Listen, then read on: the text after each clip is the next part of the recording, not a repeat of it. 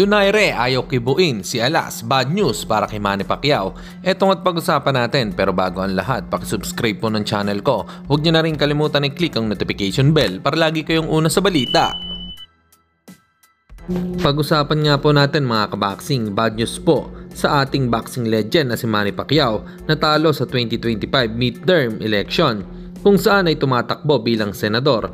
Hindi kasi ito nakapasok sa top 12. Ito na siguro ang chance para makapag-focus sa boxing si Pacman sa nalalapit nitong laban kontra kay Mario Barrios, dahil kapag tinalo niya ito ay history sa boxing ang magagawa niya. It's time to focus na hindi na siguro para sa kanya ang politika. Para sa inyo mga kaboxing, ano po ang masasabi niyo dito? Comment lang kayo sa ibaba.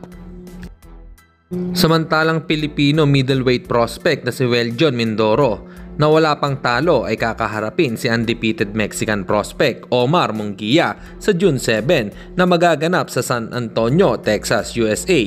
Isang magandang bakbakan naman ito. Mexico versus Philippines. Tsak na magandang entertainment sa mga manonood. Aksyon ang matutunghayan natin. Good luck sa laban, Mindoro. Naway magtagumpay ka sa iyong laban.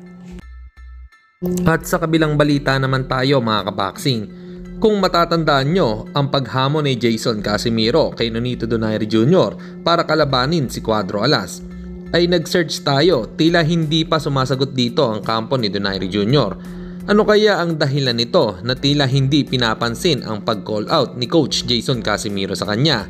Palagay nyo mga kaboxing, ano po ang masasabi nyo dito?